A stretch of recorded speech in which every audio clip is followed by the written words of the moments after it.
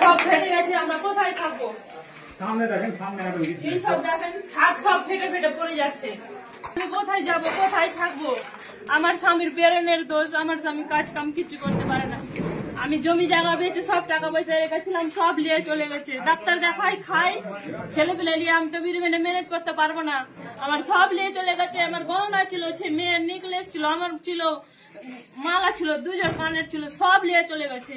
টাকা পয়সা, আমার বস্তা ভর্তি চাল ছিল, কিচ্ছু নাই ঘরে, এক বস্তা পেঁয়াজ, সব নিয়ে চলে গেছে। আমার স্বামী তো বেরেনের দোষ বলে কাজও কম করে আগে হয়নি। কিসের জন্য হচ্ছে? আমরা ছেলে মেয়ে নিয়ে কোথায় যাবো? বাচ্চা ছেলে নিয়ে কোথায় থাকবো? এইসব পুড়িয়ে দিয়েছে, তো কি নিয়ে থাকবো? কে এইসব করেছে আমাদেরকে? আমার স্বামী উচ্চ নিচে কাউরের সঙ্গে কথা বলতে জানে না। আমার ঘরে এসে সব চিন্তাই করলো, পরে নিয়ে গিয়ে না আগুন দিল, চিন্তাই করে নিয়ে গেল। আগুনটা না দিত তবে তো আমি থাকতে পেতাম দুটো ছেলে মেলে নিয়ে। আমরা এখন কোথায় যাবো? ছোট ছোট ছেলে নিয়ে কোথায় যাব? কি খাবো? আমাদের 3 দিন থেকে আমরা অনাহারে আছি এই সব বাচ্চারা নিয়ে। এখন তো মুখ শুকিয়ে গেছে সব ছেলেদের, কোনো খাওয়া দাওয়া নেই, কোনো খাবারের ব্যবস্থা নাই। আমরা কি করে থাকবো? কি নিয়ে বাঁচবো, কি নিয়ে থাকবো? আমার এত ক্ষতি হয়েছে, আমরা ক্ষতিপূরণ নিব। কিসের জন্য ওরা করলো? কারা এসেছিল? কারা এসেছিল? এসেছিল ওই বাইরের কারণ, সব হিন্দু তো কেউ নাই, সব মুসলিম এসে করেছে এইসব। আপনার নাম? আমার নাম দীপা মন্ডল। আপনার স্বামীর নাম? আমার স্বামীর নাম দেবগণ মন্ডল। সে তো কিছুই করতে পারে না, তার বেরেনের দোষ।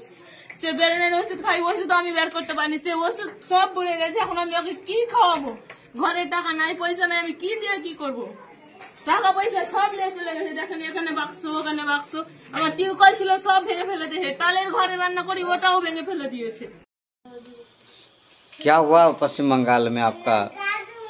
পশ্চিম বাঙ্গাল, মুর্শিদাবাদ সব চাইতে বেশি গন্ডগোল। তার মধ্যে ধুলিয়ান সব চাইতে বেশি। ধুলিয়ানে একদম যে অবস্থা, তাতে ভয়ানক অবস্থা।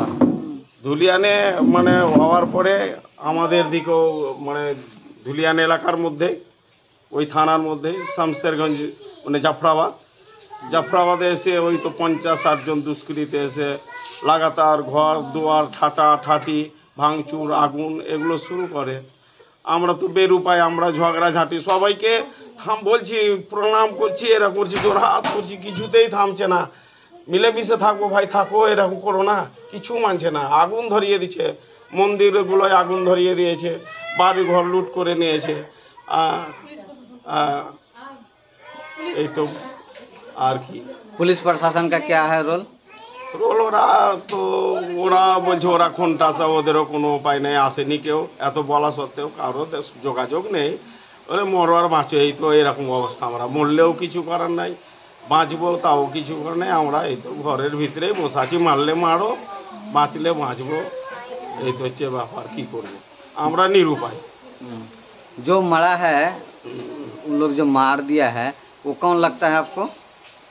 এই সম্পর্কে দাদা লাগতো।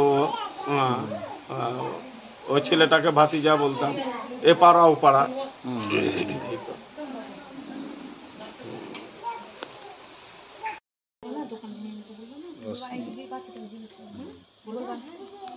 आप लोग कहाँ से आए हैं और यहाँ कहाँ हैं?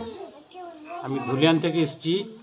হ্যাঁ, যে আমাদের ওখানে যে আমার দোকান ভাঙচুর করার পর, বাড়ির ওপর অত্যাচার করার পর, কাকাকে মার্ডার করার পর আমরা চুরি করে কোন রকম করে জান নিয়ে আমরা পালিয়ে এসেছি। ঝাড়খণ্ড। ওখানে কি করেছে তো?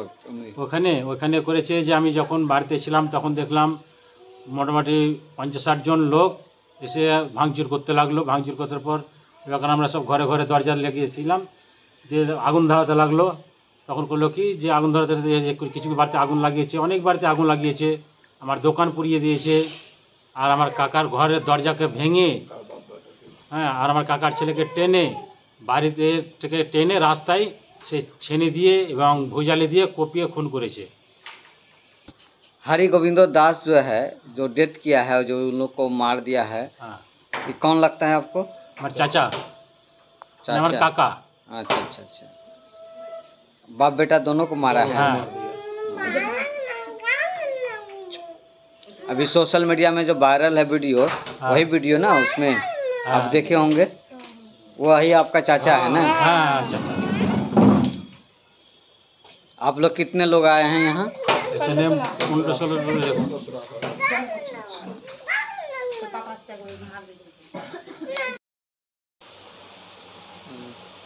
आगे आ जाओ,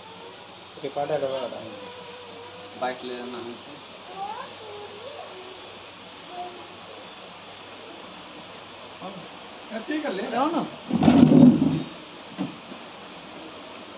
ये सब पश्चिम बंगाल से आया हुआ है, झारखंड।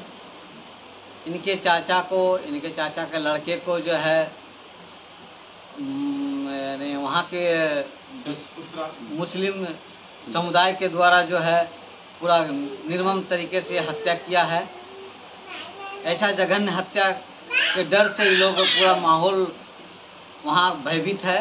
वहाँ से लोग 50-60 की संख्या में लोग झारखंड आके बसे हुए हैं। कुछ यहाँ 15-20 लोग हैं, और भी कई सी जगह पे जो है 15 की संख्या में इधर उधर डर से बसे हुए हैं।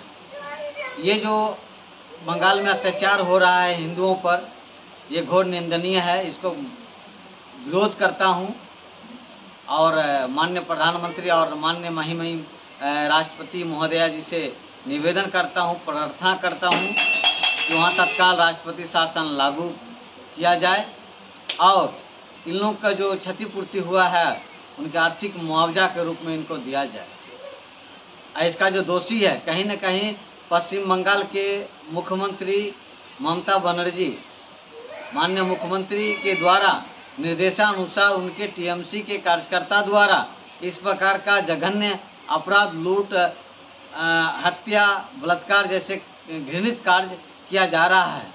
इसको तत्काल रोकने के प्रयास किया जाए, और माननीय मुख्यमंत्री ममता बनर्जी पर कानूनी कार्रवाई किया जाए। ये माननीय राष्ट्रपति महोदया और माननीय प्रधानमंत्री नरेंद्र मोदी से निवेदन करते हैं।